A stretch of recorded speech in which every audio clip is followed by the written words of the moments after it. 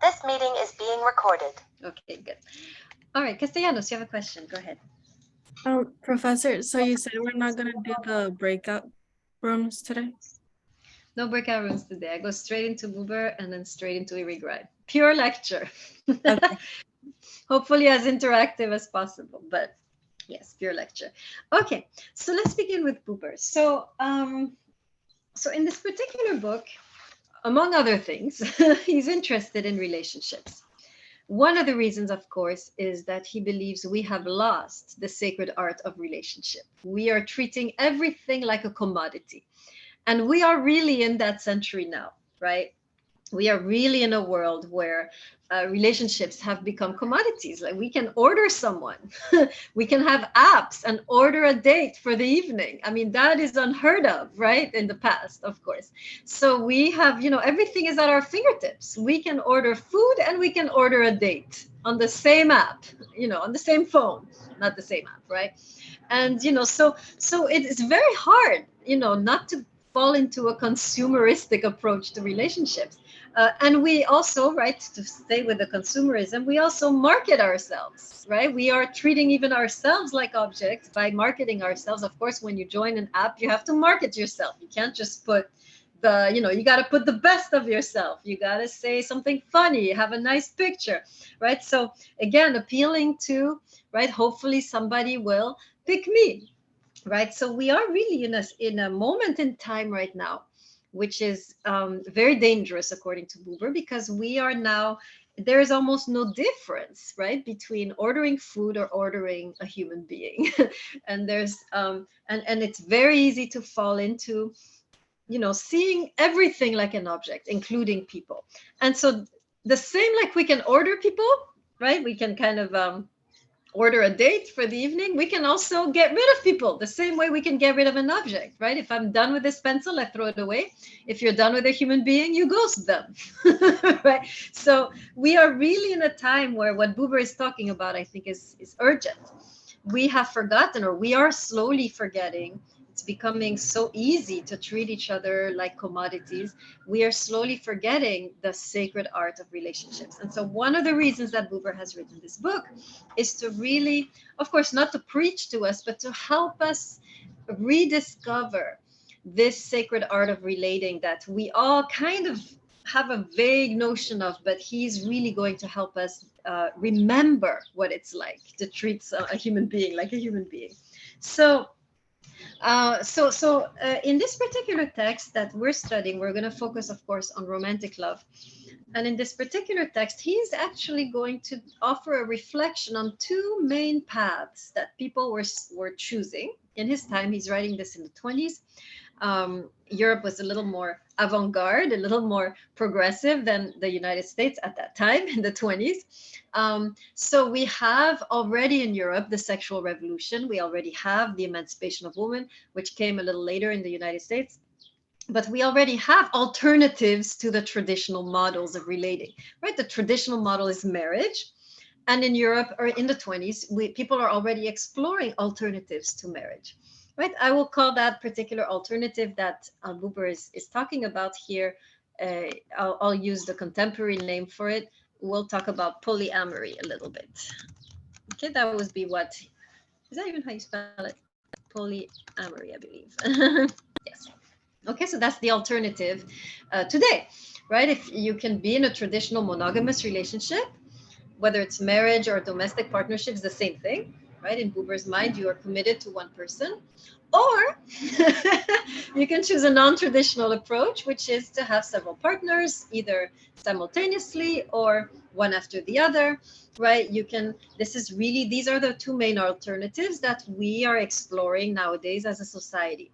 And Buber is actually going to talk about both, and he's going to criticize both, right? So you can write down for now, you can say briefly that Buber, of course, is exploring relationships, trying to regain the sacredness of relationship. And then the other thing you want to write down is that there are two paths, which in the 20s is the same paths as we have today.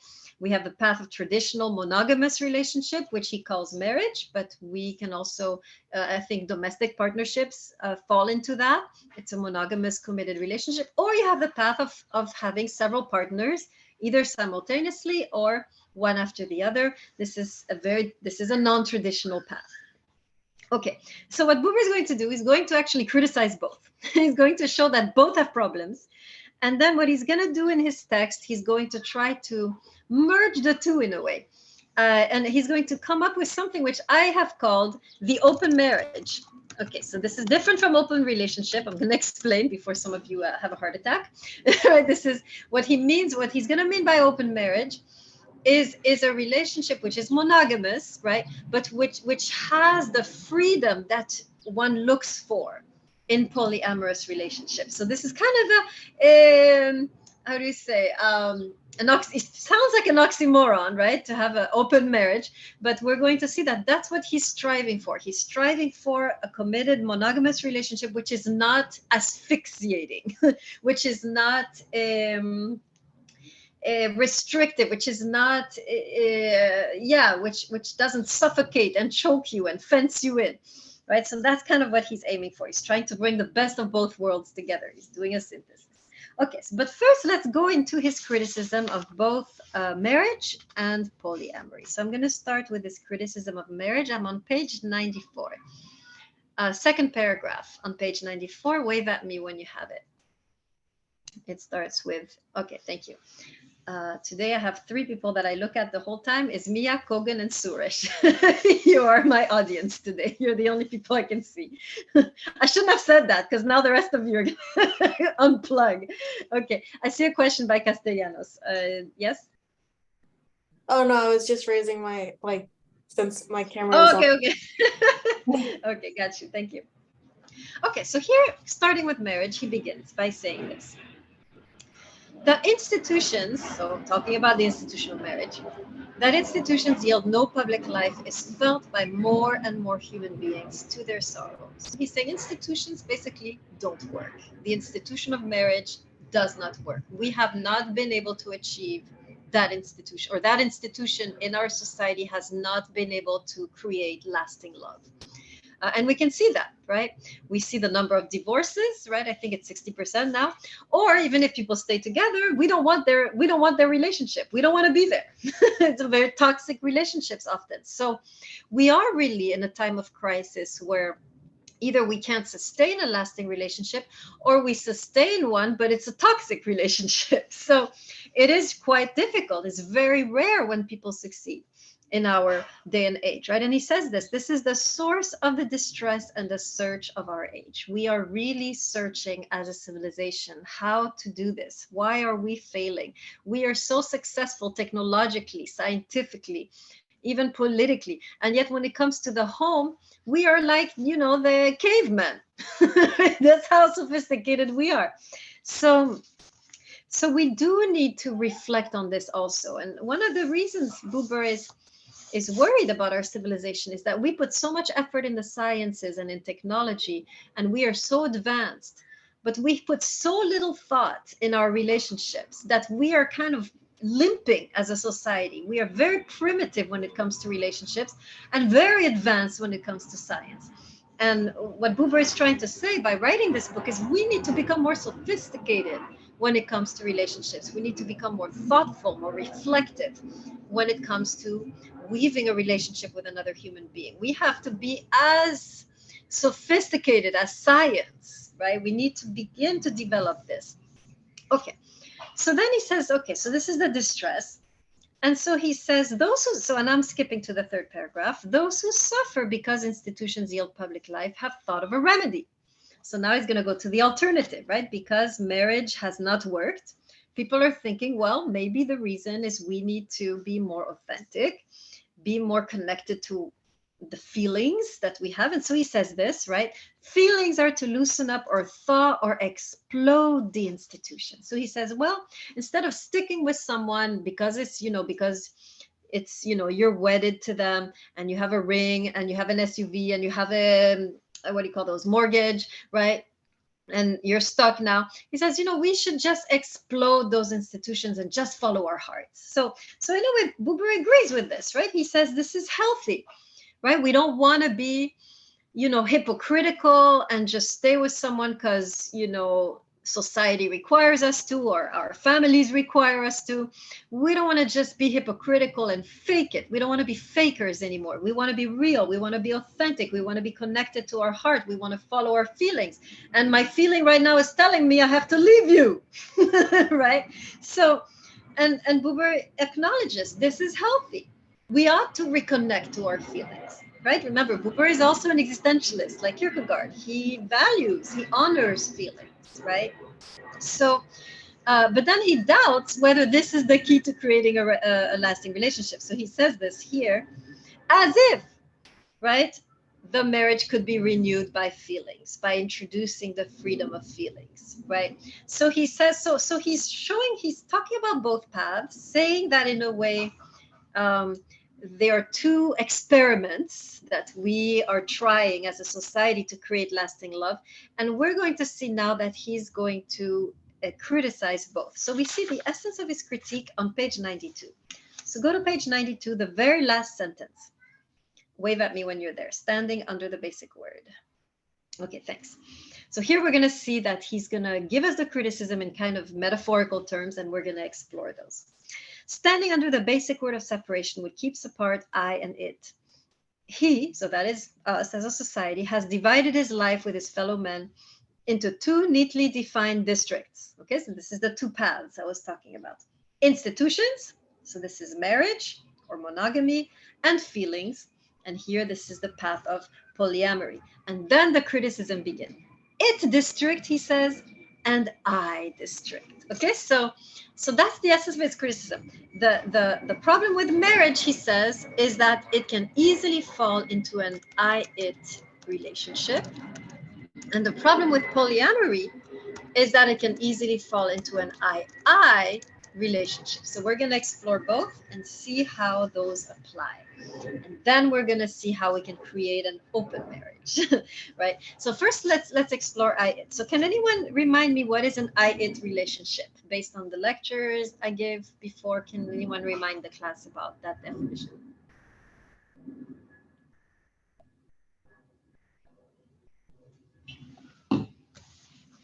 Really?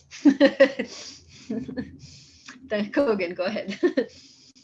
I-it is kind of like what Kant was talking about, where we only look at people in the way that they can benefit us and they serve us, and we treat them as objects and not as their own entities.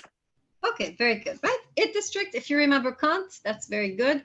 The person is just there to serve you, is an object, you use it, and when you're done using it, you discard it. That's the it district. Now, it's interesting that he says that marriage can very often fall into an I-it relationship. So I want to stop there a little bit and explore how is it? How do you think it is? So think of the marriages you know, the dysfunctional ones, right?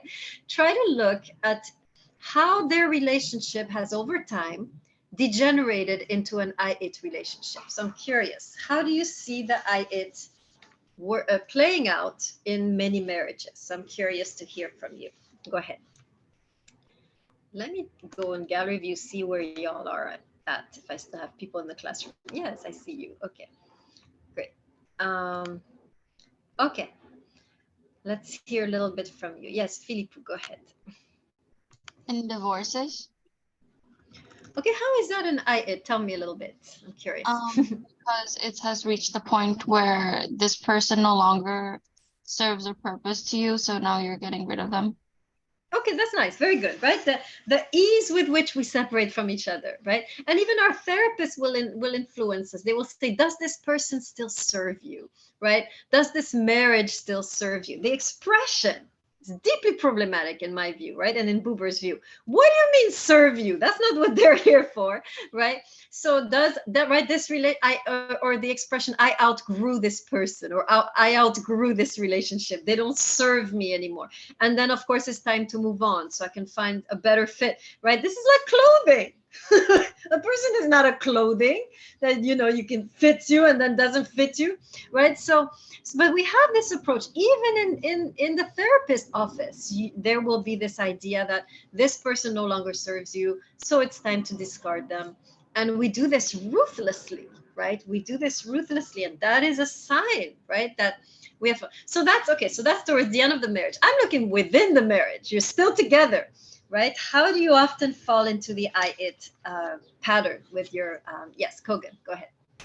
That let's say you have kids, your partner is there to pick them up from school or to do the laundry or to make dinner or to clean the house. So it's like, you know, this routine of, you know, two people clean the house faster. Okay, very good, right? Very often we can't stand them anymore, or we have no feelings for them anymore, but they serve a function. They bring money, or they, you know, they can help with the kids, or they can clean the house and put the food on. So they're useful to us. We don't have any more feelings. The love is dead, but they still fulfill a certain role. And so we are quite, you know, that's all they've become, right? Okay, Georges, tell us more. Oh, I was gonna say, I feel that sometimes it could also be a case that they feel that there's a long time of contentness in the like things being just feeling content because they'll continue doing the things that they've originally done, but now it's just become a routine. You know, it's less of a feeling that's within it. Not that it's transactional, but it's more that it's you know, maybe you guys still, you know, everything just feels like a job at that point. It doesn't have the feelings within it anymore.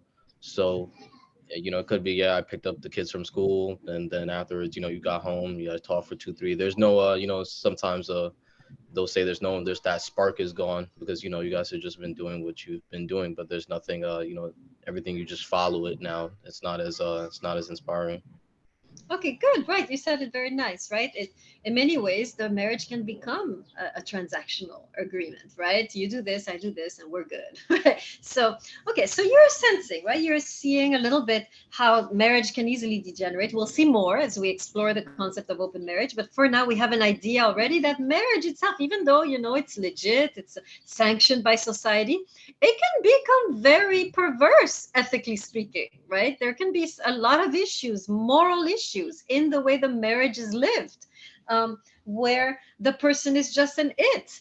I'm just going to use you for your money, or I'm going to use you for sex, or I'm going to use you because you're a good housekeeper. And then when I'm done, you know, I'll discard you. So we are in many ways, right, in this kind of very means, right? I'm using the person, even though it's sanctioned by society. I have a ring. We did it in church. Still, you can fall into this very problematic, morally problematic relationship, right? Kogan, do you want to add? Yeah, I was just going to say something interesting is like in Jewish law, there's a law that if you're thinking about divorcing your wife, or like if you're planning to divorce your wife, you can't sleep with her. Okay. Yes, that's good. Yeah, so it's like, oh, I'll divorce her after tonight kind of thing. Like it's not. That's very healthy. Yes, delineation of. Very nice. Yes, a lot of interesting stuff in Jewish law about marriage, actually. Great. Okay, so we'll come back to that. Now let's go quickly to polyamory, which Buber has called the I district. So I'm curious.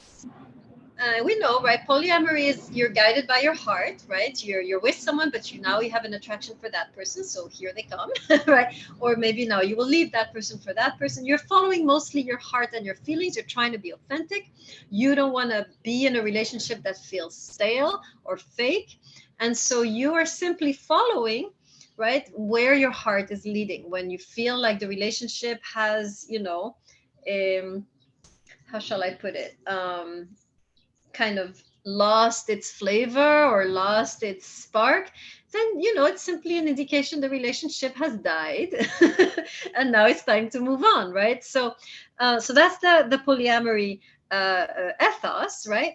And so Buber is going to criticize this also by saying, well, here it's not an I it, right? Because I'm not using anyone. Well, maybe it can also be an I it, but he says the main issue here is not so much I it as I. So who can remind us, based on the intro lecture, what is the I relationship? Did I say anything about that? Can't remember. Philippe, go ahead. Is it when you start to see yourself in others, but it's more like in more of a selfish view? Okay, very good, right? I is there's only you in the relationship. right? It's not, there's not really any concern or even awareness of the other. It's a kind of the narcissist personality disorder, right? Agathon, it was in an I relationship with everyone, right? I thought I saw Davidov. Davidov? Yeah, I put my hand up, but then you said what I was going to say, where an I relationship is one where you can't see the other. Okay, very good. Yes, excellent. Okay, so now, okay, knowing this definition, how do you think that polyamory can fall or degenerate into an I relationship? Who can tell me what would happen? How can polyamory fall into this trap? What is the danger, in a way, of polyamory, according to Buber? Yes, Kogan. That if you're only in a relationship for yourself, you only look for like what benefits you and, pleasure and material, and the whole world is, who's going to be it for me, like me. Okay, exactly, right? So if you're only thinking about your feelings, right, how you feel in the moment, in a way, you're by yourself. You don't care what the other is feeling, whether they want to stay, whether they don't want you to leave, or whether, there's no, in this whole ethos, in this whole economy of polyamory, there's really no sense of responsibility for the other, right? The other, in a way, one has no duties towards the other. One has no attachments, no responsibilities towards that other. And this, Buber says, is in a way, makes the relationship susceptible of falling into an I pattern very quickly. And that is the danger, of course, of polyamorous relationship. Even though it is, for Buber, an attempt at authenticity, it's an attempt to reconnect with feelings, it's an attempt to put a little bit of freedom here in a marriage, which sometimes could be very constrained, very asphyxiating. But he says there is also the trap in polyamory of falling into an I pattern. So what he's going to propose is, of course, what I've called an open marriage. So we need to talk about that. So this open marriage, of course, will be characterized by the IU relationship. This is this is us being able to craft within the marriage an IU relationship. The fact that you're married by a priest or a rabbi or an imam doesn't mean your relationship is going to be ethical, right? It doesn't mean your relationship is going to be moral. There can be marriages that are perverse in the way that the partners use each other or abuse each other. And so marriage doesn't necessarily mean, right, that you have reached the moral high ground. We have to be careful. And so Buber is saying, and marriage can become a very toxic, asphyxiating space for both people. And that's why he says we need to work towards an open marriage, a marriage in which both partners are cultivating the IU relationship. So let's go there now. Let's explore what he means by the IU in light of a monogamous relationship or a marriage. We'll go to page 55. And I'm going to explore just the top paragraph on 55. We're going to go line by line, and we're going to look at different aspects of the IU and apply it directly to marriage and see how can I live my marriage differently knowing this. And by the way, first of all, the quotes, there's a quote here I need to give you on page, where was that? Great, I was on 80 something. Remind me myself where I was. 88, right? What did I say? 88 to 87 to 100? So, hold on. Yes. Okay. Yes. Go to page 95, where he talks about what I call the open marriage. Page 95, the top. Actually, the second line, wave at me when you're there. Marriage can never. Okay. This is the main quote here for this new marriage he's trying to unravel for us. Marriage can never be renewed. Okay, so he's not talking about, see, this is a problem. When there's a problem in marriage, we just want to start over. Buber is saying, no, you can renew the marriage, right? You don't have to start over with someone new. You can make what you have new. It is possible. And today he's going to give us the tools to renew the marriage rather than look for a new marriage, right? So he says this. And so, by the way, I want you to really memorize this quote, because this is, I think, one of the most profound quotes when it comes to a marriage that has died. And all of us are going to find ourselves at that point, right? Everyone is going to wake up one day and be like, I feel nothing. I feel nothing for you. And we're gonna, we're gonna ask ourselves, should I move on? And at that moment, I want you to remember this quote that we're about to read. Marriage can never be renewed except by that which is always the source of all true marriage. And this is the line you underline, that two human beings reveal the you to one another. So here lies the key for Buber, which we're going to explore, to the renewal of marriage. This is when you wake up one day and you start thinking, maybe I should get out of this marriage. I don't feel it anymore. It's dead. My heart is dead. Everything is dead. And now you're tempted to move on to something new. Well, before you do that, you have options, says Buber. You have options. You have the option to renew the marriage that you have right now. And so let's look at how to do that. So page 55, I'm on the top. Wave at me when you're there. Okay. So I'm going to read 3 different quotes, and we're going to explore them together. So first quote, very close to Kant. Whoever says you does not have something for his object. Okay, that's the first guideline he gives us. First key to renewing the marriage. When you have a marriage, you are making sure that the person you're with is not an object. Okay, let's decipher that. Quickly, what does it mean? We've been through that in Kant. We know already a lot, but somebody summarize quickly. What does it mean to not see someone as an object?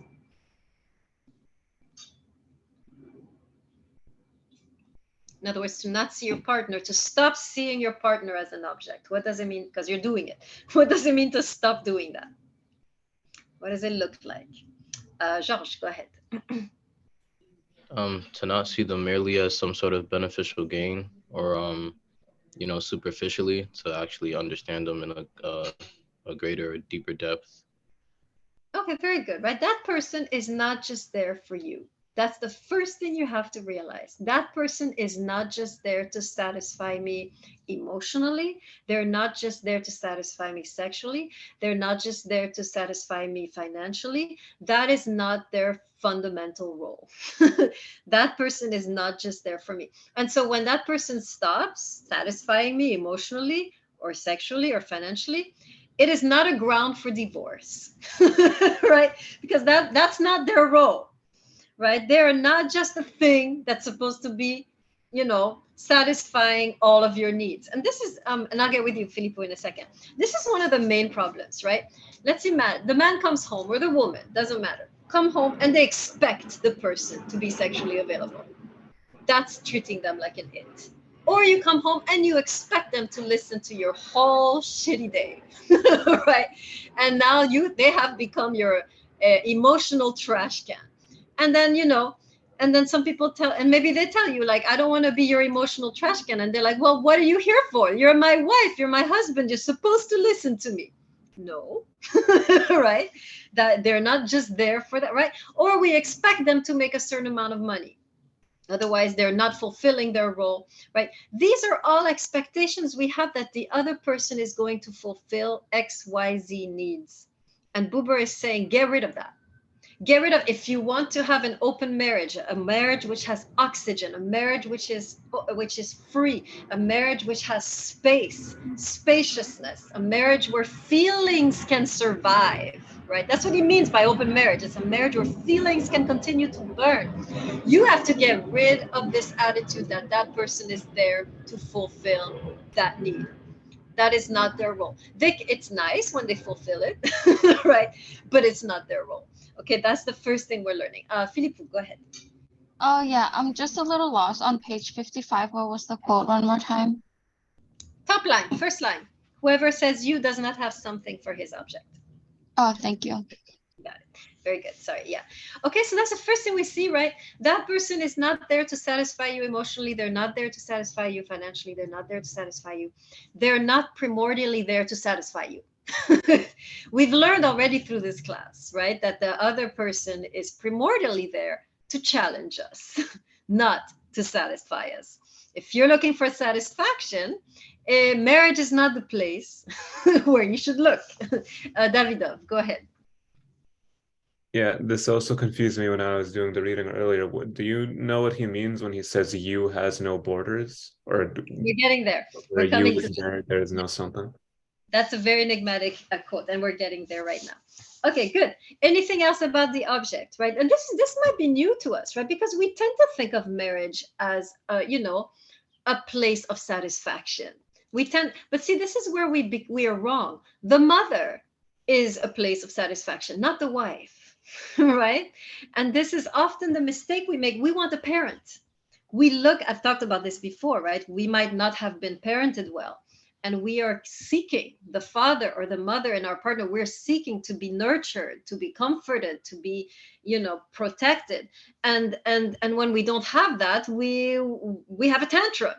And what Buber is saying is that no, this is the parental role, is to nurture and is to, satisfy. The wife or the husband is not their role. We've seen throughout the class that the role of the romantic partner is more to draw you out of yourself, right? It's more to make us move beyond our comfort zone, precisely, to challenge us, to help us grow. It's not so much, of course, there is some nurturing, but it's not essentially about that. That's what Buber is saying. And so he goes as far as to say it's okay if part of you remains unfulfilled. And I want to stop on that a little bit because it's very interesting, that part, because that is the part that kills the marriage. I'm not fulfilled here. Let me find that fulfillment over there, right? That's the beginning of cheating.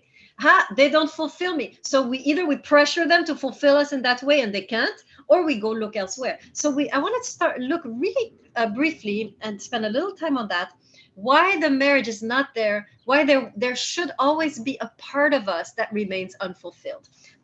Did we study together the story in the book of Genesis of the creation of the woman? Did we say anything about that? Did I talk about, no? Okay.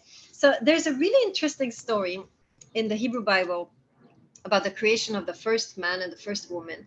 And I want to stop on that story because it's very vivid. It has incredible imagery, which I think will help us understand this notion of why the marriage is not there to satisfy us. It's very intriguing story. When God creates the woman, he first has to put the man to sleep. That's very interesting. He puts him to sleep. And then while the man is sleeping, he carves right out of the man, he makes the woman by himself, and then he brings her to, and then he wakes up the man and brings him the woman. And so I've always been intrigued, why does he put the man to sleep? And what can the man not do when he's sleeping? Imagine, God is making the woman for the man, but he puts the man to sleep while he's doing that. Why? Anybody know? This is a really intriguing question. I only recently hit on the what I think is the reason, but can anybody make a wild guess why what can the man not do while he's sleeping and God is shaping the woman for him? Is that I mean, man, would you have liked that? To be put to sleep while God is creating your woman? Davidov, help us. I forgot if I had read this before as like a rabbinical interpretation or if it's just something I'm thinking of, but one thing a man can't do in that situation is protest. Another thing he can't do is influence the creation of the woman. Yeah, like he can't tell, oh, I want this in a woman, I want that. He has to remain asleep because ultimately it is God that knows best, or the importance is just that the man has no input. Yes, this is crazy. Listen, when I realized this, and I want you to send me that rabbinic interpretation because I didn't know about it, but this is crazy. Listen to this. The poor guy has no say. I mean, if I was the man, I'd be like, yo, God, wake me up here. I want to hear, if he was awake, he would be over there correcting God. Be like, no, blonder, no, taller, no, bigger, smaller, wider, right? And you'd be there telling God, you'd be there making Barbie for yourself, right? And so in a way, God, it's very intriguing that inevitably, because God is not listening to the man, he's going to bring him someone who will be somewhat of a disappointment. Right? If the man is not there to create the ideal woman with God, I'm pretty sure there will be some aspect of that woman where he's like, well, I don't know. If I had been there, I would have done things a little different. Right? So do you see how this story inevitably tells us that the partner, our life partner, our soulmate, inevitably is going to be missing something. Do you see how tragic this is? Are you seeing this? Inevitably, it's not going to be perfect what you wanted. It's going to be something else. Now, why? Why is God doing that? Is he playing with us? Is he trying to be cruel like usual? What's he doing? What's the purpose of bringing you an imperfect partner? Someone that you know is missing this, missing that, is not perfect here. I'm not fulfilled there. I wish he had this. I wish he had that. Why he doesn't have that? I'm not fulfilled. I'm missing this, a big gap.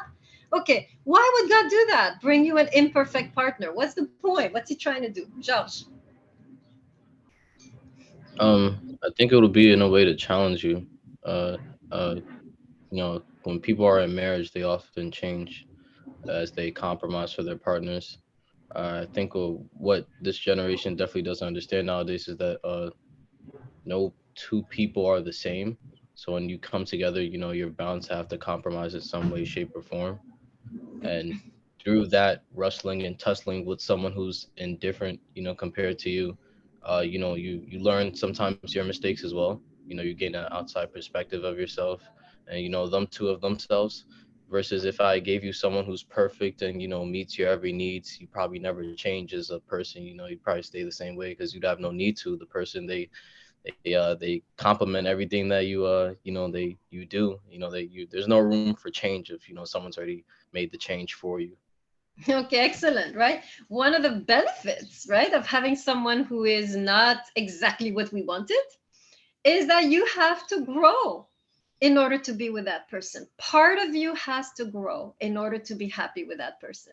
Part of you has to evolve, right, to be happy with that person. And in a way, that perhaps is what the creator was looking for. If he brings us someone perfect that fits our every need, we stay the same. We stay this same thing. Whereas if we're dealing with someone who challenges us on this point, on that point, then we are forced to, in a way, grow with the person. We are forced to evolve, right? So that we can be happy with that person. And perhaps that is the whole point of marriage, is not to have satisfaction and comfort and feel at home and feel safe and feel legitimized and feel, fulfilled in all aspects of our being. No, perhaps the point of marriage is to create our own evolution, right? And if the person was perfect, exactly what we wanted, there would be no evolution. I like that a lot. There would, by the way, also be no love, right? There would be, I like you, but love comes, of course, when it's difficult, right? I love you not because what you bring to me. I love you more than that, right? So these are, right, I just wanted to say that because this is really one of the main issues that causes divorce, is that we get all shocked and surprised, right, when one day we realize, or maybe we're dating someone and we realize, wait a second, they don't fulfill this need, therefore they can't possibly be the one. Well, here's the news that Buber and also that story in the book of Genesis is telling us. Nobody is meant to fulfill you, right? That doesn't exist. There will always be something missing, and that something missing will actually be the treasure that will help you in your own evolution. And so that is actually what you should be cherishing the most, is that thing that's missing, because that is going to become the trigger for your evolution. Did you guys write this down? Because this is really good. Let me say it again, and then I'll get you, Georges, right? Whatever thing is missing, I want you all to think about that relationship you're in right now and to think of that thing which is missing. Whatever that thing is, it is actually going to be the very trigger for your evolution. And you should cherish that thing that's missing, because that is what is going to allow you to grow and to evolve as a person. Georges, go ahead. I can't hear you. Georges? Yes. Yes, I was gonna say, I think in the Adam and Eve story, a lot of philosophers even make the point that there's the possibility that since God is all knowing, He purposefully put the serpent within the garden to convince Eve to bite the apple. And actually, I have a book right here about one of the quotes this philosopher said, and he was saying how uh, even if it were possible to permanently make everything threatening, everything dangerous, that would mean only another danger would emerge, and that danger would be the permanent human infantilism and absolute uselessness, meaning that if we were never challenged at all, we would be helpless. We would always need help. And then he follows up by saying a question to the parents: do you want your children to be safe, or do you want them to be strong? Oh, I love it. Oh my goodness. Put that book in the chat right now. No problem. You did it before, right? Can you put it again? Because I don't know if you got it. Put it again for all of us. This is really good. Actually, there's a few commentators that go in your direction. Mostly feminist commentators actually comment that the serpent, that Eve's taking the apple was the beginning of the adult life of the couple. So there's a few people saying that. But yes, I actually want to, I think all of us should take a look at it. Did you write it in the chat? Okay, I'm waiting. Yeah, I want the title and the author. Excellent. Yes, absolutely. We remain children.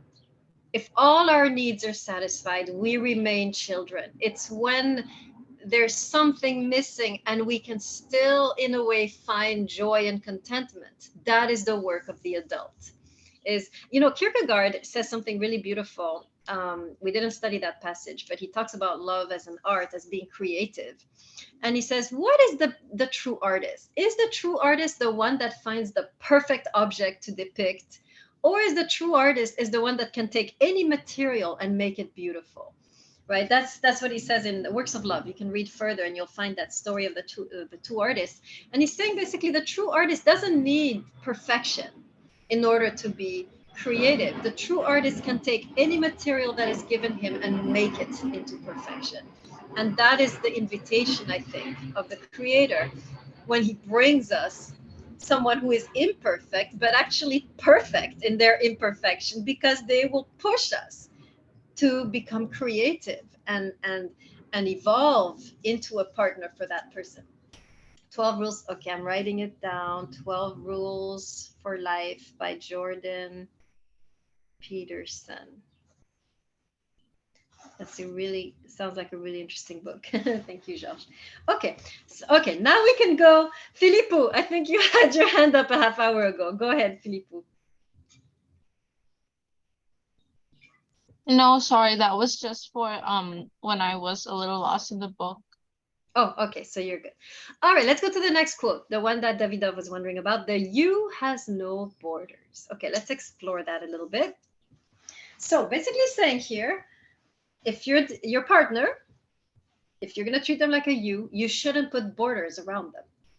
Okay, what are some of the ways in a romantic relationship that we put borders around our beloved? What are some of the ways we do that, and what can we do in order to take away, or how can we do things better? So let's talk about how we do that. How do we sometimes put borders around our beloved in a way that stifles and destroys the relationship?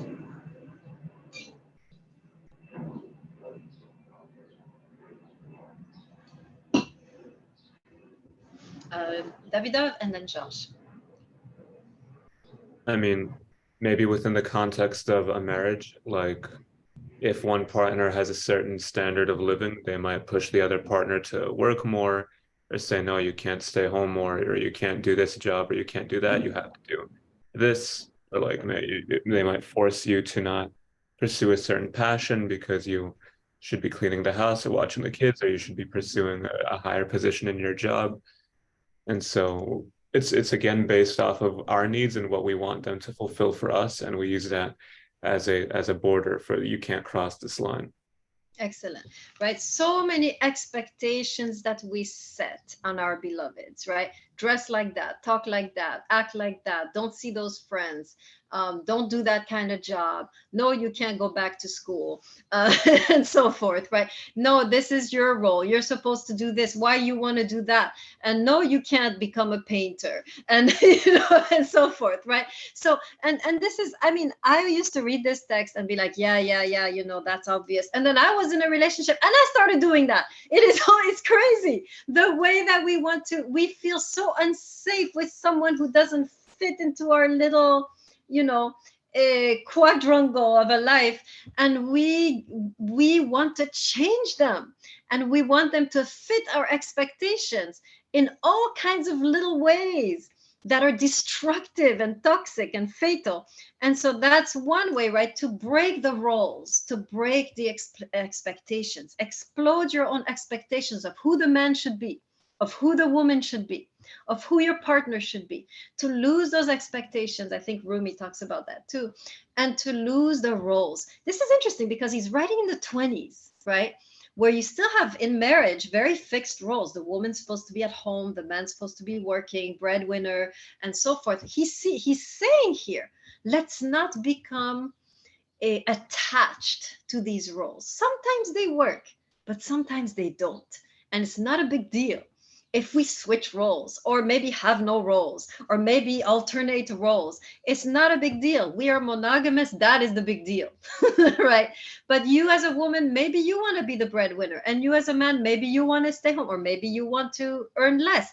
And it's okay, right? Every marriage in a way can recreate the roles, can recreate the expectations in light of who you're dealing with, right? So that is very, very progressive and avant-garde, right? What he's proposing here is a role-less marriage. It's still marriage, but we don't stifle people in gender roles, or we don't stifle them in our expectations of who we think a romantic partner should be like, right? Georges, go ahead.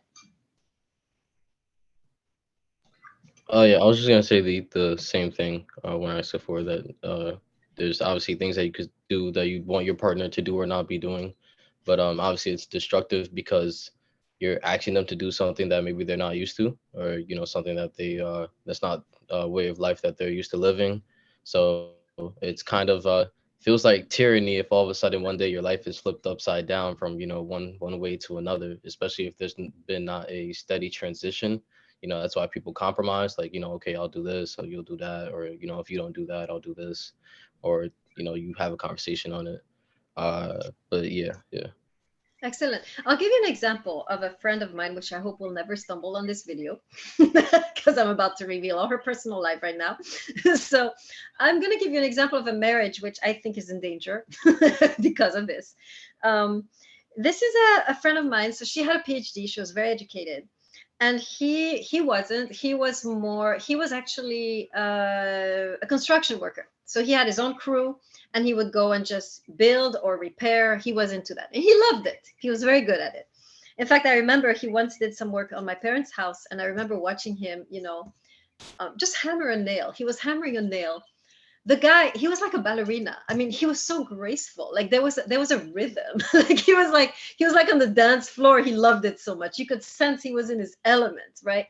And so this woman, of course, she's not satisfied with a man who is a construction worker, and she wants him to have a white collar job, not a blue collar job. So she tries several things on this poor guy. He tried medicine, didn't work, tried dental school, didn't work. Now I'm really explicit. She's gonna know it's her.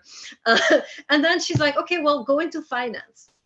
Okay, so now he's a financial advisor. This man, right, who spent all his life, and he's a big man too. He's just made for that. He loves being out there building stuff with his own crew of people. He's now all by himself in a little cubicle of an office. I learned recently he's on antidepressants, and I'm not surprised because the poor man, right? She has completely imprisoned this man in a job which is not his thing. Right, he's stuck in an office, whereas before he was out there on the, what do you call those? What do you call a place where you build houses? Anybody have the name? Construction lot, scaffold. Yeah, what? Yeah, construction lot. Is that what it's called? Okay, I have to Google it. But yeah, he was out there in the open, right? He was out there. He was master of his own life. So this is an example, right, of a man who tried to squeeze into the demands of his wife and has become deeply unhappy. And I think he's suffering silently, stoically, right? And in a way, she cut off all his social life, right? Because he had this crew of guys, they were friends, they were buddies, and now he's by himself in an office. So that's one. This is we understand the woman and we understand the man, but these are the ways that we can subtly destroy a life, our partner's life. I know she thinks this is better for him, right? Because he's now white collar, not blue collar. But is it? That's the question, right? Is he really happier as a white collar instead of a blue collar? So anyways, that's one example, which hopefully, because now our friendship is officially over if she's listening to this. So now, right, this is an example how we do this, right? Now, there's one last way that we can stifle and put border on someone, and this has to do with something we learned with Kierkegaard, which has to do with hope and despair. Can you tell me how despair in a way can put a border on someone? When you start to despair of someone, they do something terrible, and now you just see them like that. How does that put a border around a person? I'm curious.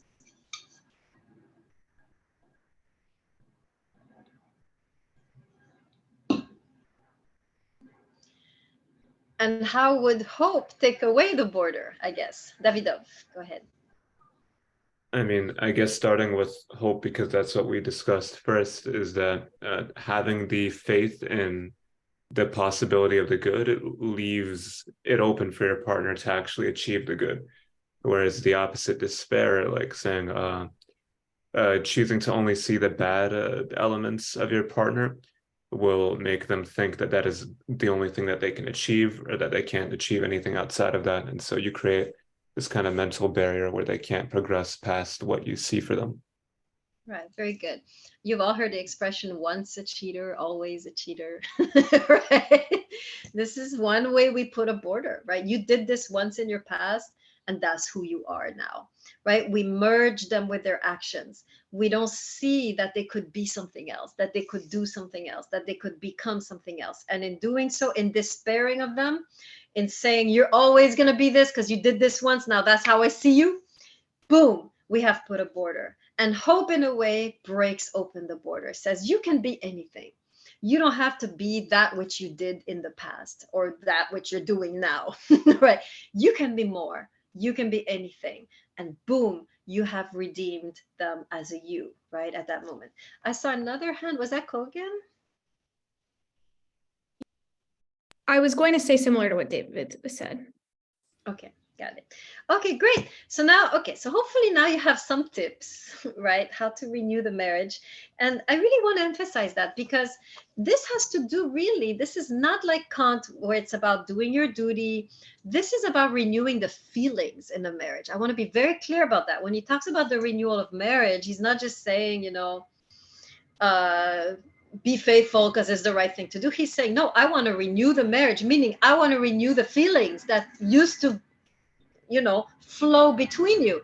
And so we often, you know, we often feel it's completely hopeless when the feeling goes away. And that can mean even the sexual feeling, the chemistry sometimes goes away, right? Sometimes you don't even feel, you know, sexually attracted to them anymore. Like you've lost the attraction, you've lost the chemistry, you've lost the feeling. And very often we remain very clueless in front of that realization. And we're like, I don't know how to, you know, so we try to, you know, I don't know, go.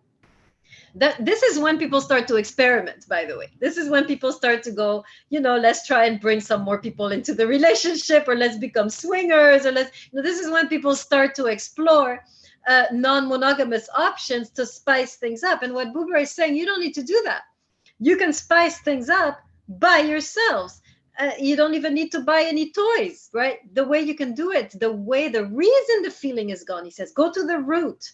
Don't try to cater to just the feeling and the sexual chemistry. Go to the root, check, and you will see that one of you in the process of the relationship has lost their you. Either yourself or the other person has begun to become an object, has become fenced in, has lost their self in the relationship.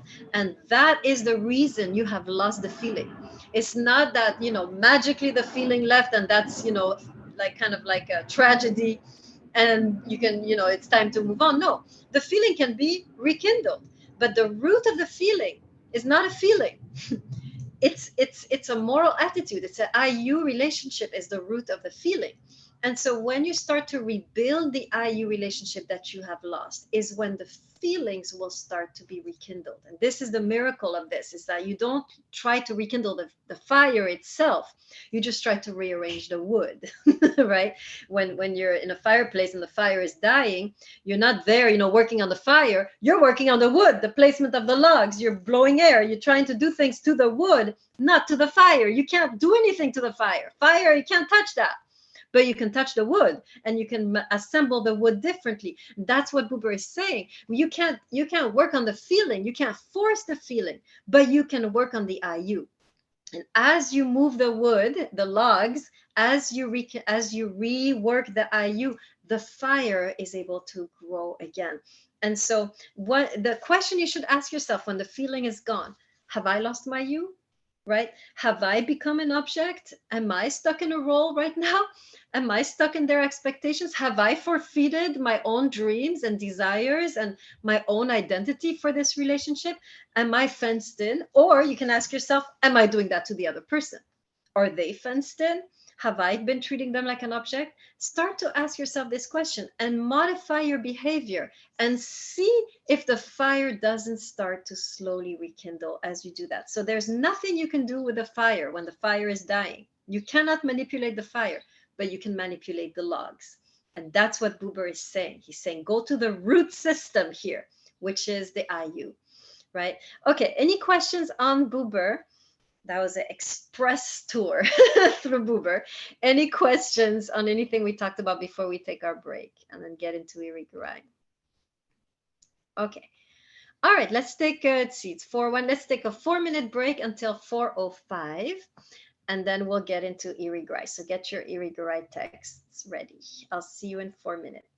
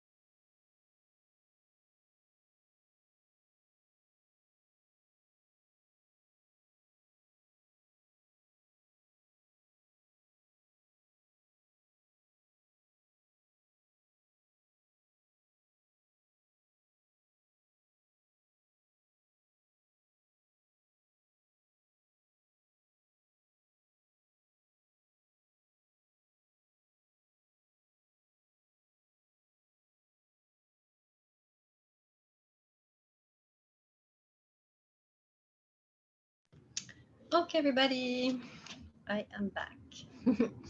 Please turn on your faces. Thank you. All right, so my three new faces that I can see is Mia, Suresh, and Castro. Welcome. You're the only people I can see right now. Okay, great. All right, so it's kind of rough to switch from one text to the other in 4 minutes.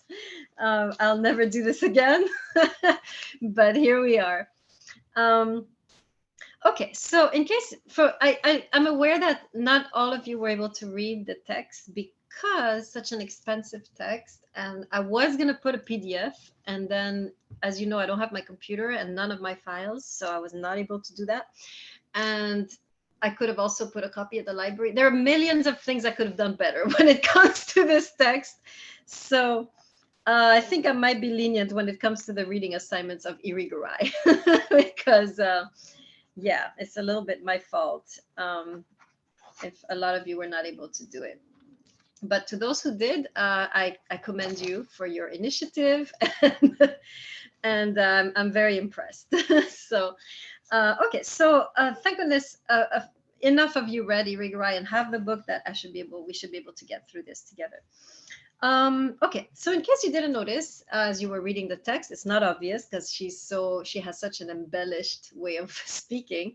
She's so poetic that today, finally, we are going to end our class on love by talking about sex. So finally, we're going to have a whole section, advanced sex education today. And this will complement the horrible class you were given in 8th grade. I think most of us go through sex education in 8th grade, which is really an absolute disaster. I don't know how you were taught, but here's the summary of what I learned. Me, it was don't have sex. And if you do have sex, here are all the diseases that are going to happen to you, including pregnancy. That's the summary. Okay, so now pregnancy is a disease and you have to constantly think of protecting yourself. The idea is that, in a way, sex is taught there in a climate of fear. I don't know how anyone wants to do it after that. Maybe that's the point, right? So we really have a terrible approach, in my view, to sex education at that young age. And also it focuses mostly on fear, mostly on protection, and nothing about how to have good sex, how to make love. And this is really something that needs to be taught, I believe, right? This is not obvious. In fact, in the past, there were entire treatises that were written, usually by men for men, but they were written in order to teach the men how to make love to a woman, because the woman, you will notice very quickly, is a very complex animal, right? And it's not as straightforward for us as it is for the men. And one has to learn that language. One has to learn that geography of a woman in order to be a good lover, if you are dealing, of course, with a woman, right? So today we will be talking more about male-female. But yes, if you're dealing with a woman, there needs to be, yes, there's a certain amount of skill and knowledge that has to be taught, right? So I'll give you a few treatises right now for the men in the room who are heterosexual. Although that could work on anyone, I think. Here's one from India. A very famous one, the Ananga Ranga, which I prefer to the Kama Sutra because it's just more detailed. Kalyana Mala. This is the 15th century treatise from the Hindu tradition. This is written again by a man for a man in how to make love to a woman. All the possible ways you can please her, right? So we have one in the Muslim tradition. This is the Perfumed Garden by Sheikh Nefwazi. I haven't found yet. I have to look into the Jewish tradition. I'm going through the Talmudic writings right now, and I think I will find some stuff, but I haven't found it yet. So I'm not in the right tractate. So anyone can, in the Jewish tradition, which is the tractate that deals with lovemaking? Well, has at least a few details about that. Anybody know? Kogan, not yet. Okay. I'm trying to think. I don't think so. I mean, yeah, I think they're like little, but there's a story. There's one funny story where Rabbi has a student who hides under his rabbi's bed while he has sex, and And his rabbi finds out, is like, what are you doing? And he's like, I have to learn everything from you. It's very nice. But that's all I know. I don't think there's like a treatise. Yeah, I have to do more research. No, there's not a whole treatise, obviously, but there's one treatise probably has a few stories here and there, which I have to find. I'm not yet familiar with it. Davidov, any ideas for the Hebrew tradition? He's gone. Okay, I'll look it up. Here's a no. Okay, says Davidov. Okay, so here's another more contemporary text, which I love very much. If you're interested, this is by Anais Nin. She's technically more of an erotica writer, but she has a very beautiful compilation of essays called In Favor of the Sensitive Man. And in this essay, she has a whole chapter on lovemaking. And also she has a chapter on the new woman that is emerging and what kind of man is needed for this new woman. And so it's a fascinating collection of essays, which I think is the best one for a contemporary audience. So if you want to go deeper, right, into the art of sex, as a man or as a woman, these are some. So just to give you an idea that this was what sex education was about. When you read these treatises, how poetic, how luscious they are, how, you know, how erotic they are. This is, I think, this is what sex education is supposed to look like, right? Not about how to put on a condom and all the diseases you're going to get, right? So that is why I'm happy today that we're going to look at one particular beautiful text on lovemaking, which is the text that I signed today by Irigaray. And we're going to learn quite a bit of interesting things and tips when it comes to lovemaking in this text. First thing we're going to learn is that sex in many ways is an art. And I'm going to explain what I mean by that. So first of all, let me ask a question. How many of you had to play an instrument when you were growing up? How many of you were forced to play like violin or piano or guitar? Okay, I see a few of you. Okay, Georges, what instrument was that? And then Philippe, what instrument? I played trumpet, guitar, and I think my school also made us play like the flute or recorder, whichever one it was. Okay, perfect. The trumpet will be a good example. And Philippe, what instrument did you have? It was a classical guitar, and also the it at school was a percussion class. I forgot what the actual instrument was called, but it's similar to like a really big xylophone. Okay, got it. Okay, some of these instruments, when you play them right away, sounds good, but the trumpet is a good example, and also I play the violin, so it's also a good example. When you start playing the trumpet or the violin, it doesn't sound good right away. You're like, you know, you don't, and the reason is not that you suck, it's not that you're a bad musician, it's simply this: you do not yet know your instrument. The key to being a good musician, an excellent musician, is to know your instrument, know where to put the bow, know how to blow in the trumpet, right? Know how to, you know, the different instrument, the guitar, where to put the fingers, how to pluck, right? It is knowing your instrument. And so in that sense, the true teacher, of course, in lovemaking is going to be obviously your partner. The more you know them, the more you are in tune with what they love, with what they enjoy, the better lover you're going to become. And that's what I mean when I say sex is an art, because it is something that is developed as you get to know your instrument, as you spend time with your instrument, you become good, right? That's why inevitably you cannot be a masterful lover without a certain amount of time with that same person. So you can learn them, right? You can be I used to be, there's two kinds of musicians. I used to be in music school, so I noticed there's two kinds of musicians. There's the ones that go very far on one instrument and they're amazing. And then there's those that dabble in all kinds of instruments, right? And so what to say that sex is an art is to say, well, you can dabble in many instruments, but if you want to get really good, you got to pick one. Right? That's how, that would be the advice, right? Let me say it again, right? If you want to be, you know, kind of a dabbler, lover, if you want to dabble, you can have multiple partners and you will dabble very well. But if you want to be really good, you cannot avoid, right, the path of having a single partner for a long time, because that is how you're going to learn, right, your instrument. So anyway, so let's go into Irigaray. She is going to actually criticize, or she's going to jump, she's going to look at three different views on sex, authored by three different French philosophers at the time. And she's going to criticize the first two, and then she's going to elaborate on the last one. why? Okay, sorry, I have a little problem with my computer. It says it should be, it's not connected. Oh, that is good to know. Okay, plugging in my computer so it doesn't die in the middle of this lecture.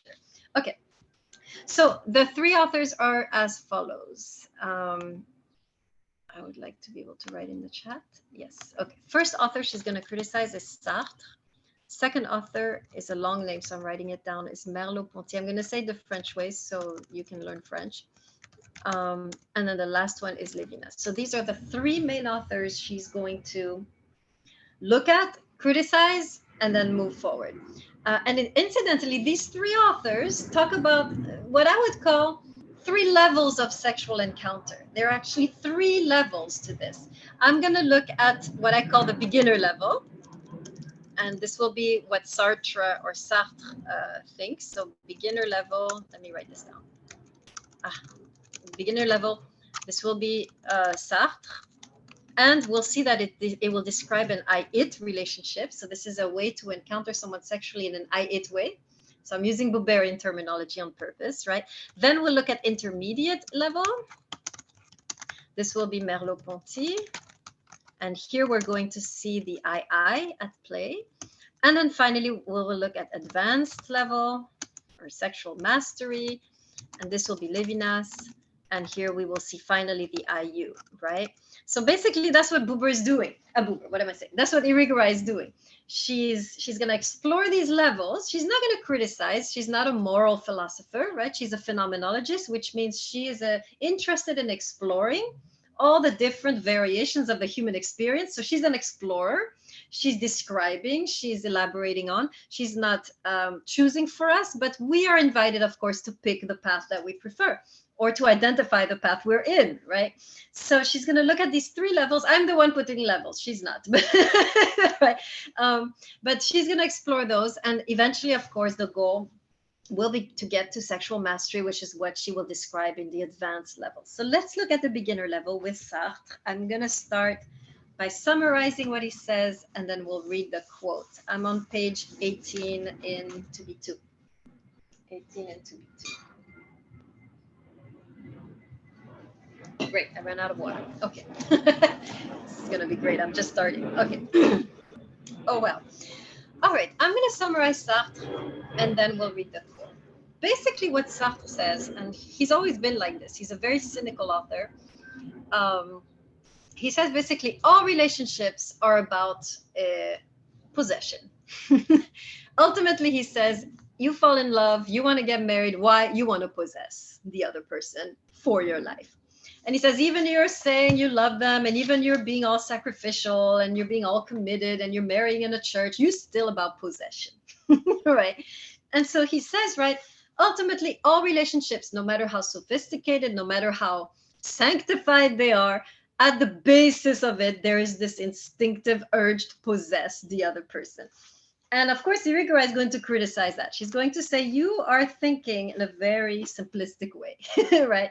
But first, let's see what he has to say, and then let's find examples of that in our cultures. So I'm reading on top of page 18. Who is with me? Wave at me if you're there. The few of you who have the book. Kogan, sort of. Okay, what does that mean? I think I have the PDF, but I don't know. I don't have it open yet.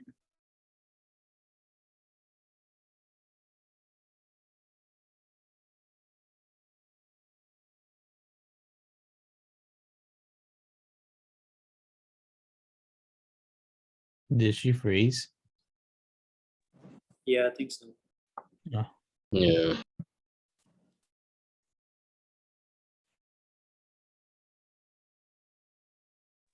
Someone write in the chat, please.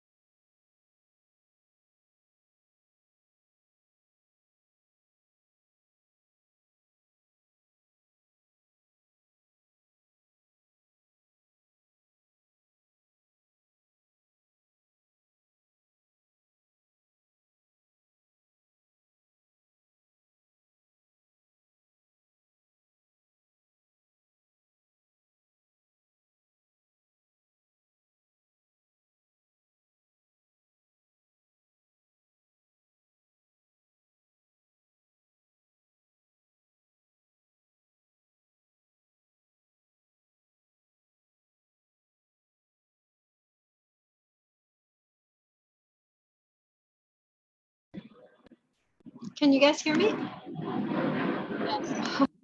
Yes.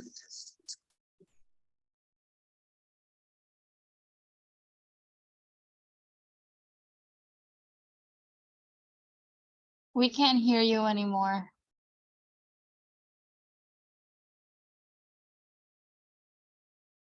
How about this? Can you hear me? Yes. Yes. Okay. All right. We lost all the recordings. That's okay. Let's see. Speaker view. Okay, I'm back. Okay. You hear me? You see me? Yes. Yes. Okay. Good. Sorry about that. The computer died. I didn't know it was unplugged. All right. Sartre. We were doing Sartre, and we were with the three. Do I have to rewrite them? Actually, let me quickly put on the recording again. Oh, I am recording. Oh, great. Okay. Okay. So I'm putting back again the 3 levels, right? So, or do you have them? Do you have the 3 levels in your chat? We still have. Oh, you have it. Okay, good. Because mine is all gone. Okay, great. Okay, that's nice. Maybe the recording didn't get interrupted. That would be amazing. Okay, so we were reading in page 18. And I was asking for waves, and I got a half wave by Kogan, which maybe I don't want to know what's happening. Okay. All right. So I'm reading, and you guys try to find the book eventually. I don't even know. As soon as I have my computer, I will put the PDF on Blackboard, and you can take a look, hopefully before the next test. If this is the case, how do I desire the other and enter into a carnal relationship with him? In Being a Nothingness, Jean-Paul Sartre maintains that the only possible way is to enchant him. It is a matter of making his consciousness descend into his body. So the idea here is, Sartre is talking about seduction. We want to seduce the other so that we can possess them, right? So he says all relationships is about that. Deep down, you want to possess, but then you put on a big show that you love them, that you're attractive, that you're good for them, and so forth. But actually, underneath all of that, all of that glitter of good behavior and being a gentleman and being a nice, beautiful person, deep down, all you want is to just possess, right? And so she's going to criticize that. She's going to say, Sartre, that's a very simplistic approach. And she says, we need to move beyond that approach. And she says that here on page 18, last paragraph. Actually, who is following? Is there anybody in my 4 people up there that are following in the book? Who is following in the book? Who has the book? let me ask this question that I don't want to know the answer. Raise your virtual hand if you have the book. Or am I by myself here with the book? Kogan has the book. Okay, anybody else? Davidov, okay, 2 people. That's great. Sing, okay, great. That's it. That's it. 3 people have the book. Okay. All right, I'll work with those 3 people, and the rest of you, I will put the PDF, and you will be able to find these passages. Probably tomorrow. Okay, so she says this on the last paragraph. She says, the other is and remains transcendent to me through a body, through intentions and words foreign to me. And then she says, you who are not and will never be me or mine are transcendent to me in body and in words. Okay, so she's saying here, yes, possession is really this is the most instinctual urge that we have when it comes to love. And all of us do have this desire to possess, of course, right? But she says we need to move beyond that. We need to become more sophisticated lovers. Remember, I talked about the importance of becoming more sophisticated in our relationships. Buber talks about that.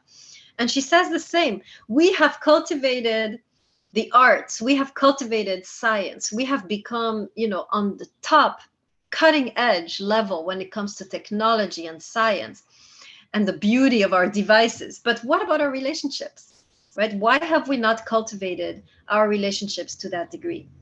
Especially the sexual relationship, she says, right? So she says, we need to, yes, we all have the urge. She agrees with him. We all have the urge to possess and just grab whoever and just stay with me and be with me. But she says, we need to become more sophisticated and begin to move towards a relationship which is able to release the other, accept that they're not ours, and so forth, which is what we've been doing throughout class. But let's talk a little bit of ways in our culture where sex is strictly about possession? How are we as a culture moving powerfully in that direction? Can anyone give me some examples of just popular culture approach to sex, right? Not how you were taught by your parents, what you're seeing out there, right? How are these some examples of what Sartre is describing? How are these examples of sex being simply a mean to possess the other? Davidov. So we see this a lot in like pickup culture, where it's about kind of just you're being taught like strategies to get people to go with you, and it's more about deception, or it's more about putting on a front than it is about actually trying to create a relationship that the both of you would enjoy. And I'm not sure if it's as popular in like contemporary culture, but it's definitely something that's existed for a while and is like even made fun of by contemporary culture a bit, like in the show How I Met Your Mother, with the character Barney. So that's Okay. Great. Yes. Excellent. Right. So we are in a culture where we put on a front, right? We put on some fake stuff about, or we enhance ourselves, right? We seduce in order to possess. And we are in a culture where possession is so easy. Remember, I mentioned that with Buber, right? We have apps and we can just swipe left or right and get a date for the evening, right? So we are in a situation where we can really easily consume each other as objects of as sexual objects, right? Philippou, go ahead. I was just gonna say that one thing that I find that really relates to what you talk about possession is nowadays we have this thing called cuffing season. So it's basically like during the fall or winter month, people are more likely in wanting to get into like relationships. So that's like when people usually like put themselves out there more and then they try to be more possessive of others. And then the opposite of that is basically hot girl summer. So it's like it goes by the year. Yeah, so people become possessive during the winter and fall months, and then they're less possessive during the summer times. Right, the summer is when you can just, be, that's when you break up so you can do what you want, and then you come back in the fall. That makes sense. Excellent. Good. Right, excellent. So we have, right, we are in a way very much, right, in our culture, very much in many ways somewhat trapped in this first level of love making, where it is really about possession. It is about being with an it, right? And even sexually, right? This is now in the way we relate, but even sexually, if you look, for example, I did this wager with my last class in the spring. I dared them to find me one porn flick, right, which doesn't have an I-it relationship, right?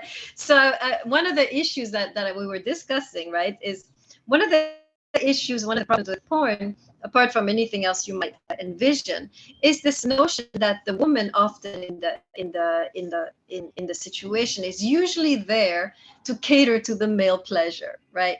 And I dared one of my students to find me a situation where the man is actually catering to the female pleasure. And he found me one. I haven't watched it yet, but I have to. I have to get the courage up to watch it. But most of it, I still believe, except for that one that I have to watch still. Most of it, this is the issue, is that one is trained to think that the woman, and both males and females are trained to think that the woman is there to cater, right, to the male pleasure. And then you enter a relationship with that idea, right? And that's the issue more than anything, right? The issue with porn is that it, in a way, it bases itself mostly on I-it relationship. Right. Oh, you have an option, Philippou. I see some. I really need to.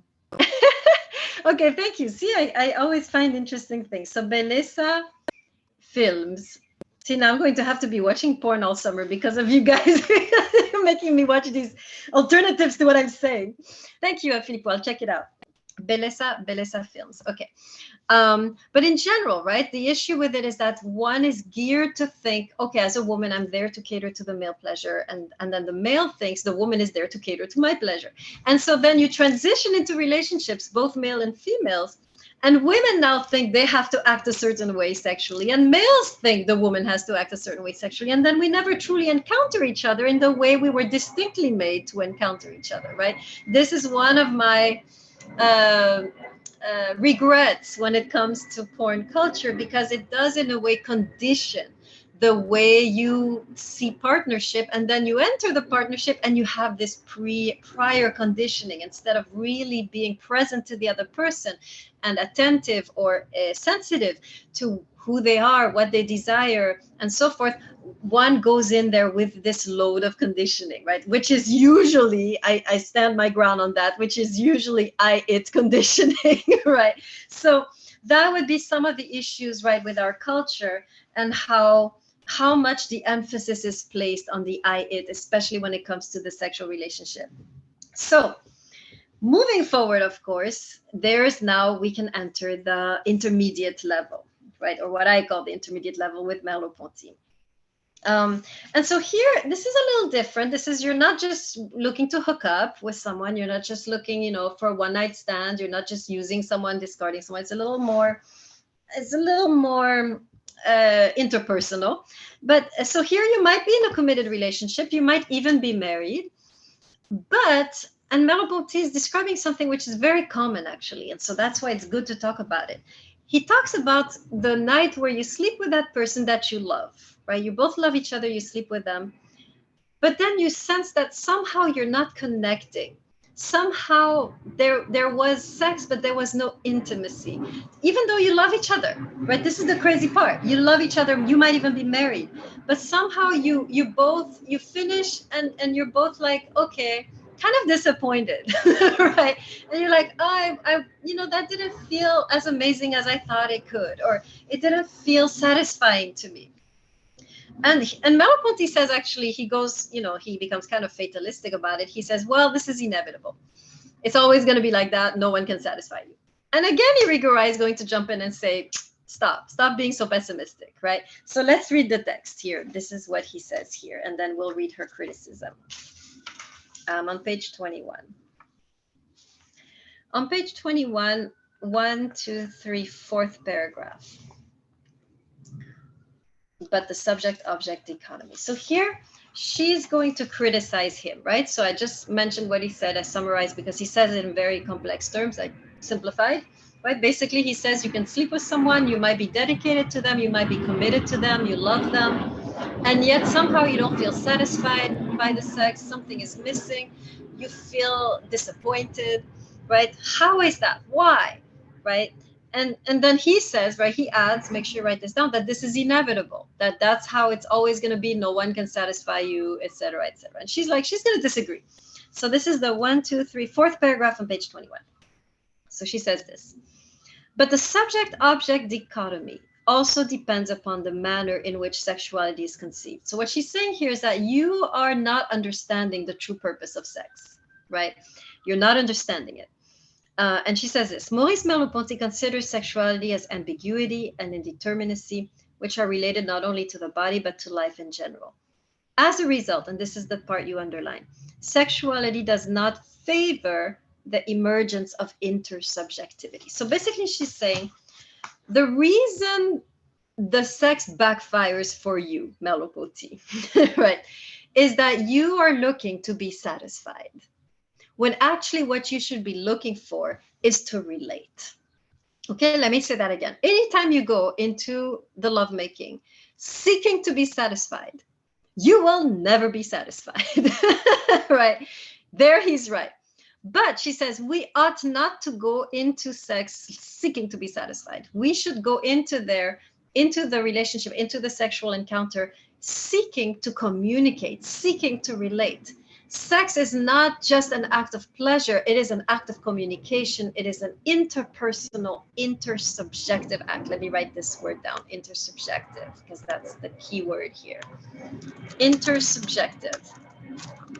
Between subjects, that's what it means. So she's saying you fail to be satisfied because you go in there thinking just of yourself. Hopefully I'll be satisfied. Hopefully she'll do this. Hopefully he'll do that. And then, of course, they don't do it. And so now you end up being disappointed.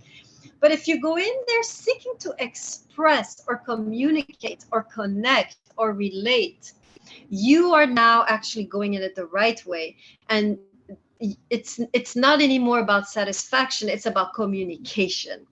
And at that moment, if you're about communicating your love to the other person, giving rather than taking, chances are you will come out of the encounter feeling much better, right? So in a nutshell, she's saying Merleau-Ponty is erring. He's making a mistake by thinking that sex is supposed to be something that satisfies us. He's going in there with the attitude of a taker, whereas he should go in there in the attitude of a giver. What can I offer you? How can I best communicate my love to you? What ought I to do to best communicate that love? It's not about how can you best please me. It's how can I best communicate and connect to you in this moment? What do you need? Can I learn your language? Right? And that is how you will become. This is actually quite fulfilling sex, surprisingly, when you're thinking more about the other. It's surprisingly fulfilling. Try it, right? That you go in there thinking, okay, it's not about my pleasure today, it's about their pleasure.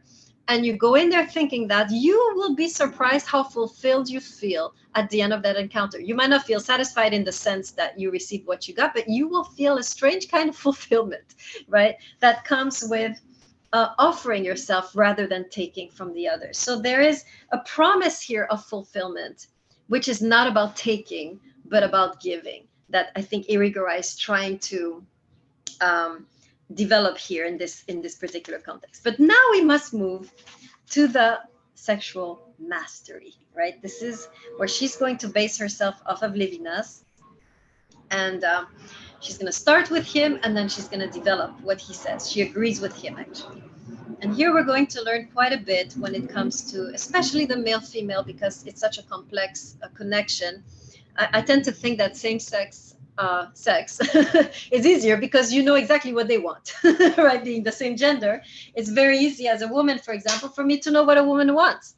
And I take it it's easy for a man to know what a man wants. But where the difficulty lies is as when you're across genders, when you're a male trying to please a woman or a woman trying to please a man, because of the discrepancy, the distance between us, there's why we need treatises, whole treatises, to know how to do this together, right? So this particular section will focus more on male-female because it is such a challenging connection. So let's go to what Levinas has to say. So first of all, he's going to, so I'm on page 24. I'm on page 24. He's going to talk about a very peculiar word called the caress.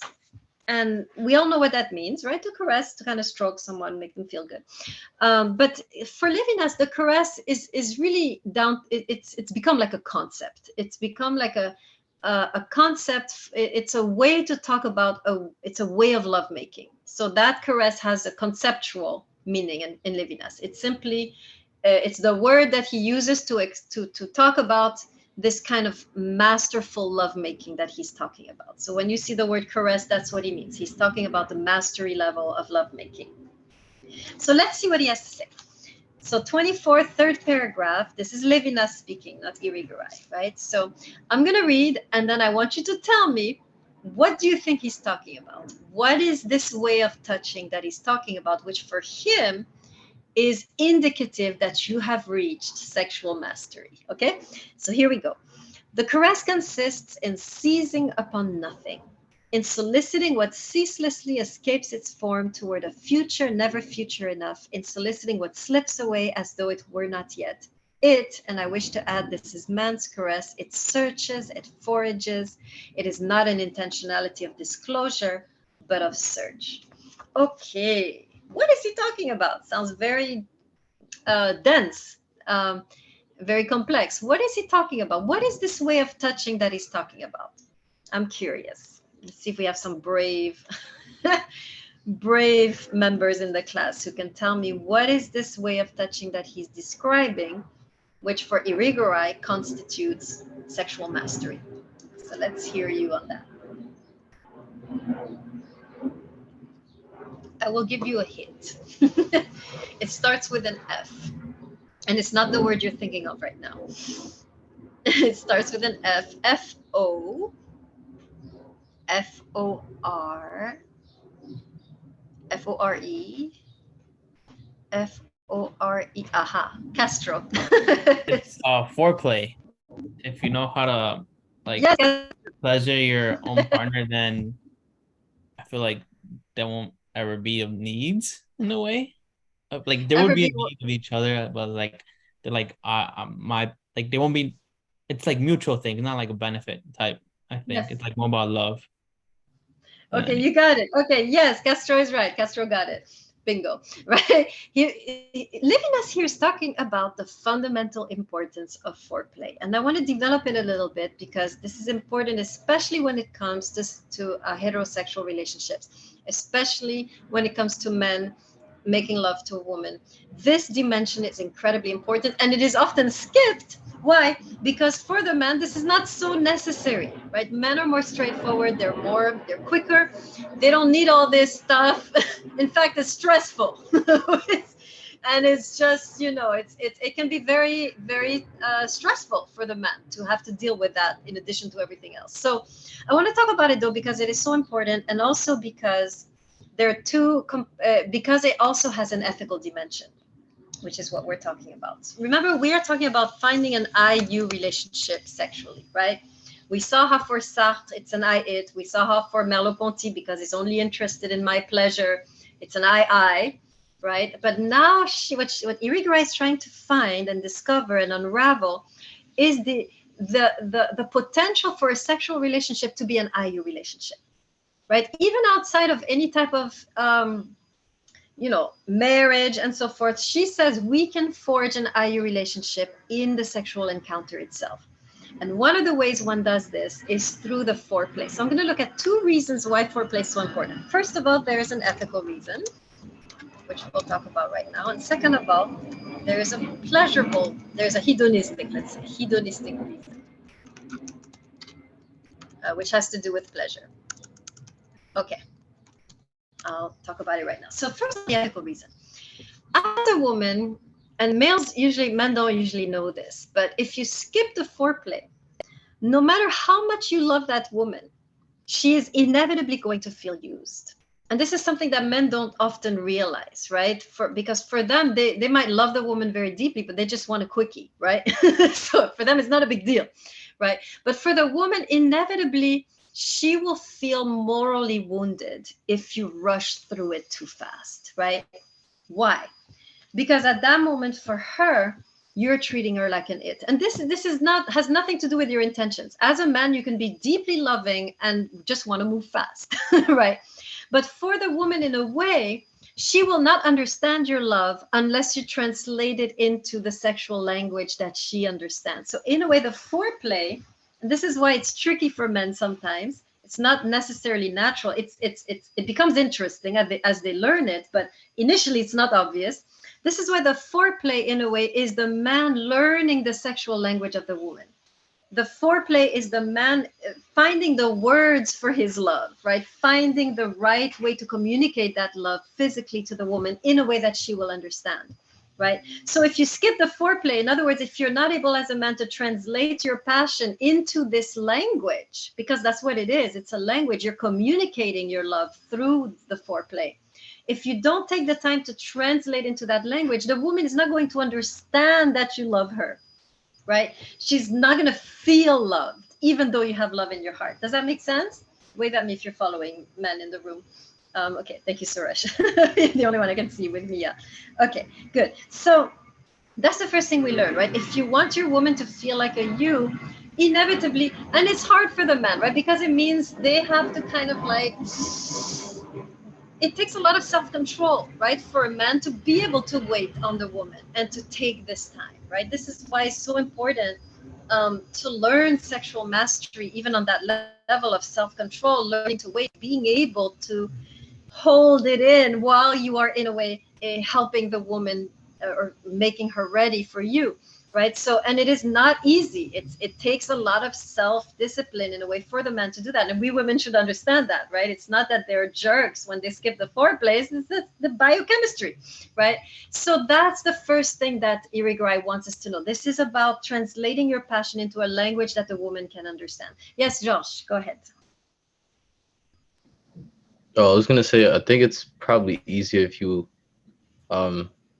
attach it to something that you want to that you that you enjoy as well. So there's partners who actually feel satisfaction from their partner's satisfaction. So from how they're able to please their partners, they get a feeling towards it as well.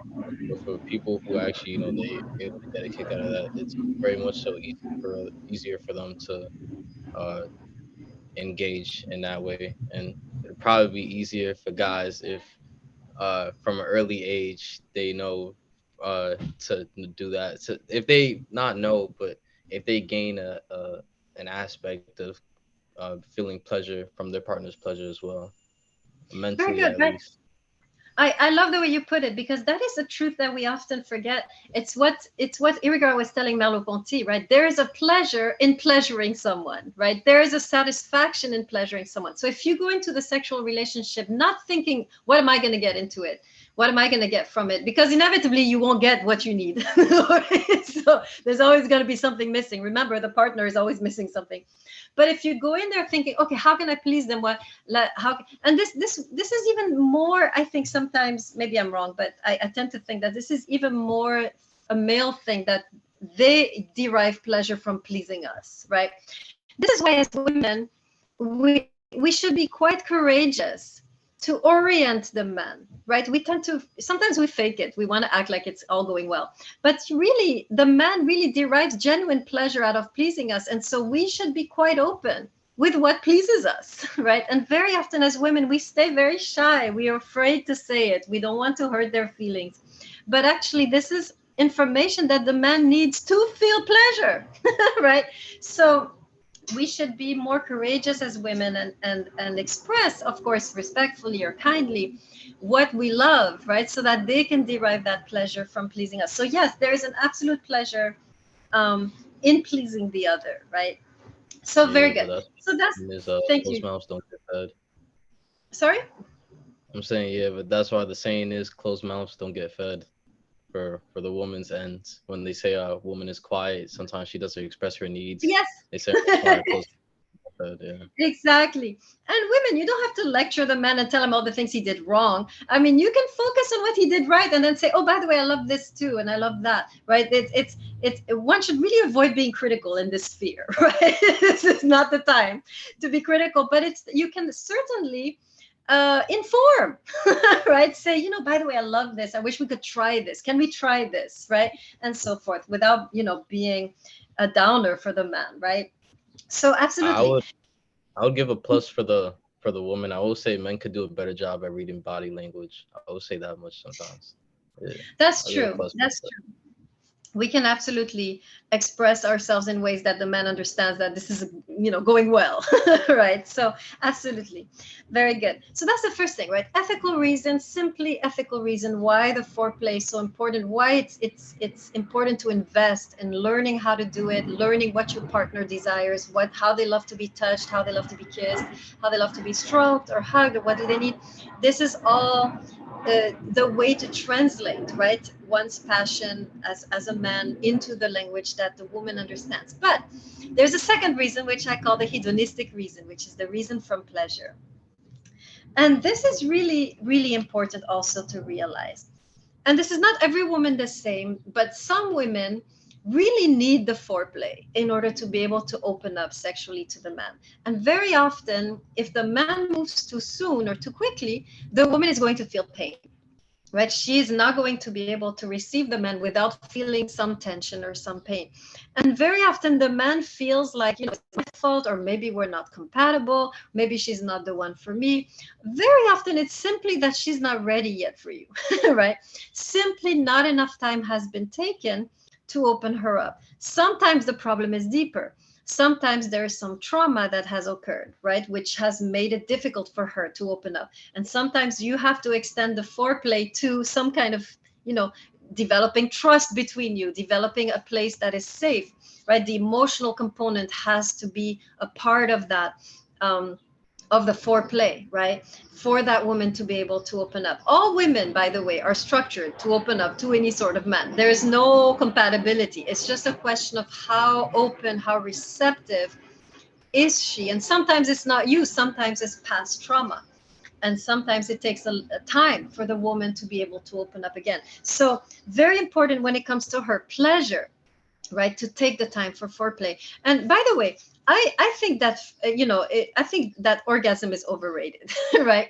I think that a woman can be really satisfied if the foreplay is well done. She can be satisfied even without that aspect. And I know many couples where the orgasm is not an option, but the foreplay is very rich and the foreplay is very developed. And that is really for us the main source of satisfaction. Men tend to think of the finish line as the sign of victory, but first really is the process that really matters, not so much the finish line. And it's a very different mentality than the man. We love getting there, right? And we don't even care sometimes if we get to the finish line, right? And for men, it's unthought of, right? You have to get to the finish line, otherwise nothing happened, right? But for women, it's a different psychology. It's a different biochemistry. For us, the process is more important than the destination. And if you miss the process, even if the destination occurs, we're missing something, right? We'll be missing something. So very important to pay attention to this, because this is really, for us, almost 80% of the pleasure is in the foreplay, right? Not so much in the orgasm, in the finish line. So that's the first two things I wanted to say with regards to foreplay. But I want to go a little deeper. Irigaray now moves a little beyond Levinas, and she talks about here. I want to look at this expression on page 26, second paragraph. This is the expression where she says the caress is a gesture word. So let me write this down. Okay. So I want to stop on that and try to explore, what does she mean when she says that the caress is a gesture word? So first of all, what is a gesture and what is a word? What does a gesture mean? Can someone translate that word for me? Gesture. What does that mean? An action that usually has like a meaning behind it. Okay, an action. And what's a word? Why do you speak? What's the point of speaking? Kogan, might as well. To express something, to say something. Okay, very good. Right, so an action that expresses something. That's what she means when she says the caress is a gesture word. So let me explain what she means here, because this is very important. Basically, she's saying what we are forgetting in our attitude towards sex as, something we consume or something we do for fun or a sport, right? Is that ultimately sex is about the expression of love. It's a language, right? And we often forget that because we have made sex to be something fun, a pastime, play, right? A sport, or something we do, to enjoy ourselves. And what she's reminding us here is that sex ultimately is a language. Sex ultimately is the expression of something that you are feeling. And so the idea here is that if you're feeling nothing, don't have sex, because what are you going to express, right? You will go through the motions, but there will be no intention, right? And what Irigaray is saying is that ultimately, sexual mastery cannot bypass the emotional component. If you really want to become masterful when it comes to lovemaking, you can be good technically. I admit it. Right? A man can be very good technically, right? Know all the right things to do that arouses a woman and so forth. But ultimately, if there is no emotional component, the woman will feel it and something will miss, right? Something will be amiss. And so ultimately, sexual mastery necessitates a high degree of emotional maturity. Let me write this down, right? Sexual mastery necessitates emotional maturity. And I'll give you an example from the Song of Songs. I don't know if you remember the Song of Songs, but it's been only 2 weeks. So this is a passage we didn't study, but which is really interesting. This is in chapter 4, I believe, when he comes into her garden. I don't know if you remember this passage. And obviously, when he comes into her garden, you can interpret that as being the moment where they actually make love for the first time, right? Now, if you know the text well, and you can go back tonight and read it, you will notice that before he goes into her garden, he calls her a certain name 7 times. Can anyone guess what is the name he gives her over and over again? And it climaxes, right? He says it 7 times, and then he goes, only then does he go into her garden, right? Does anybody remember what is this name which he calls her over and over again 7 times before he even thinks of stepping into her garden. Anybody want to make a wild guess? Is it Ra'aya, lover? Beloved? Nope. It's a very, very serious word, which is surprising in the context of the Song of Songs, since we don't have an official version of that. Well, you said it's from the. It's from the Song of Songs. Yeah, it's a surprising word, because we don't expect that in the Song of Songs, because there's no official sanction of their relationship, right? And yet he calls her this. Okay, now he gave it away. Wife? Almost bride. Bride, Kala, right? Kala. He calls her, and this is very powerful, because nowhere in the text are they really officially married, right? And yet 7 times before he truly enters her garden, he calls her my sister, my bride, my sister, my bride, and also the word sister, right? Which evokes kinship, right? And so we see in the Song of Songs that before he enters her garden, he has reached a high level of sexual maturity, right? A high level of emotional maturity. And so this, I think, is something we sometimes forget. We want to be good lovers. We want to have experience. But ultimately, what makes you an amazing lover is the intention, is what you are communicating, is the feeling behind it, right? This is why, by the way, and I think this is important, this is why it is impossible to measure sexual compatibility before committing to the person. Let me stop on that, because this is a thing here, right? You're dating for a little bit and you don't want to commit yet. You first want to make sure you are sexual compatible. Does this sound familiar? So you're going to sleep with them a few times, see if it works out. If it works out, you might go deeper, you might take the step. But for now, you want to make sure before you commit that you are sexual compatible. And people will say that, listen, I can't commit to you now. We should probably sleep together and maybe move in together and see if we're compatible. And then if we're compatible, we can take the next step. This is what we're learning here, is telling us that this will backfire. Why? Because you cannot test the sexual compatibility before commitment. Why? Because a woman's sexual receptivity hangs upon your level of commitment. In other words, she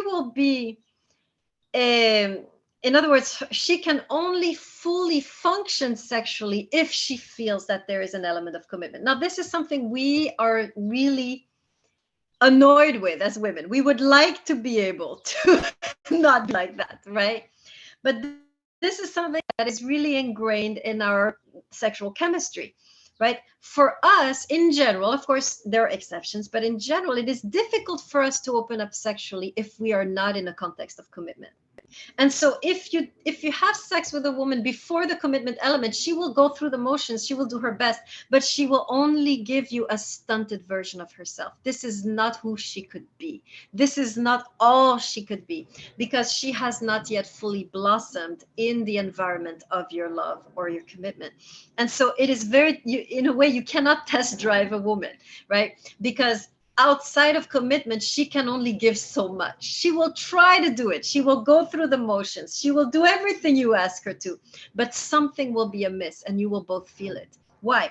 Because something, as long as she's not completely safe in your love, in the commitment, she can only give a limited version of herself. She cannot fully blossom. She cannot fully open up. And so we can never really know, right? And we don't need to know. Let me explain. Sexual compatibility is not something that is there. It's something that is built together. I really want to emphasize that, because we tend to think, oh, it's a given. It has to be there.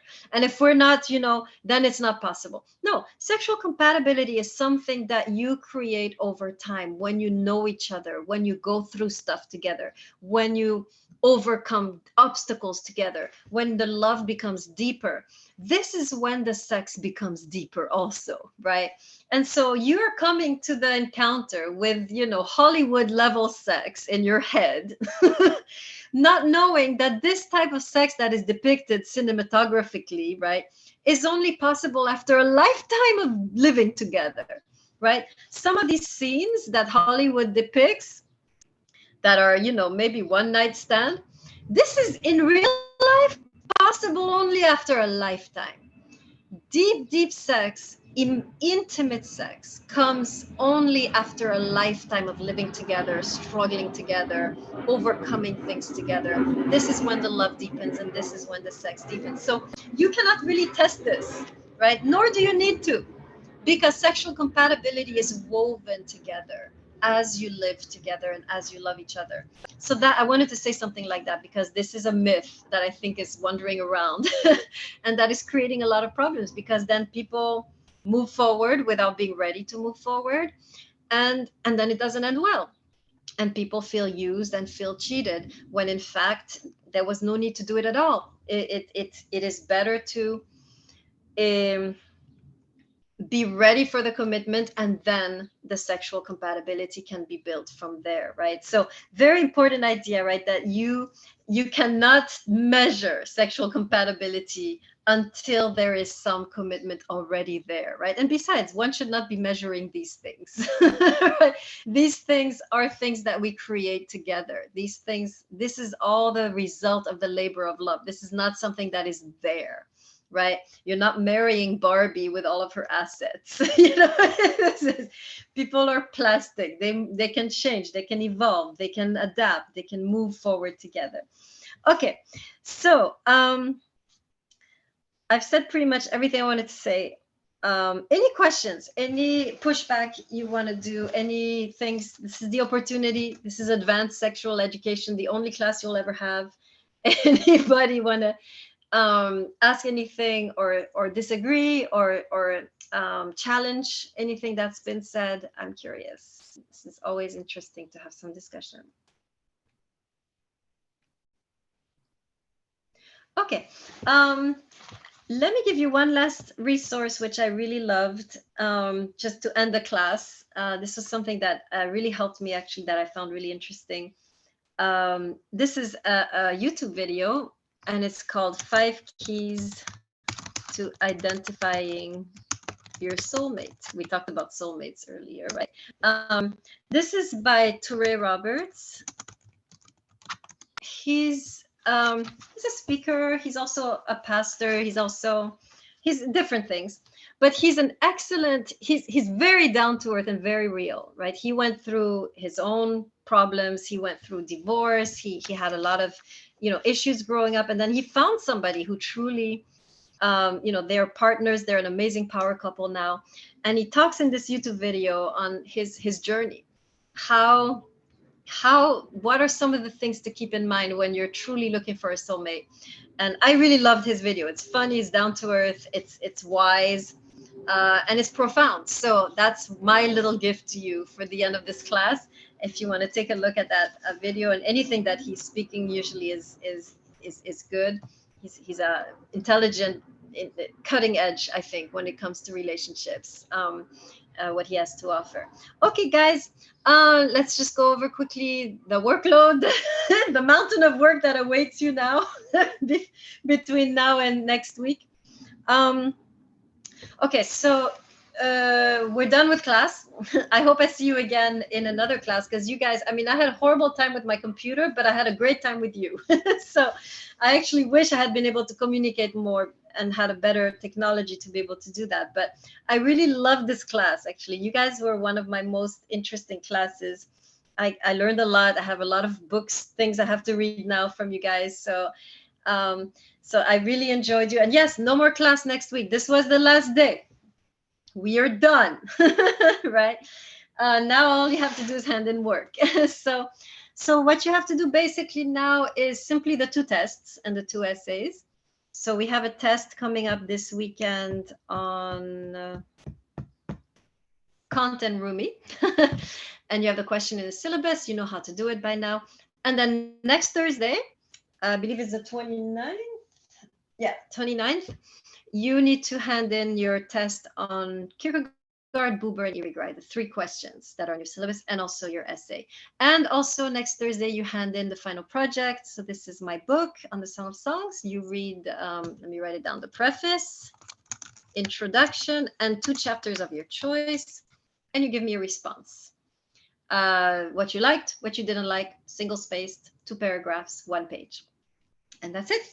and then we'll call it a day. So I really, since I loved you guys so much, I really hope I can see you again in a future class. If you ever decide, having read your online version of the Song of Songs, if you want to have the actual book, if you want to own the book, let me know, email me, and I'll get you a hard copy for $20. So if you fall in love with the book as you're reading it and you want a copy of your own to have at home or to share, let me know and I'll give you the discounted version, which is $20, and we'll find a way to get you that book. Okay, any last questions before I conclude? No? Okay, Kogan, Suresh are saying no. I hope the rest of you are, so just see them. So let me stop the recording, and then you guys can file out. And whoever needs to, let me stop this recording. So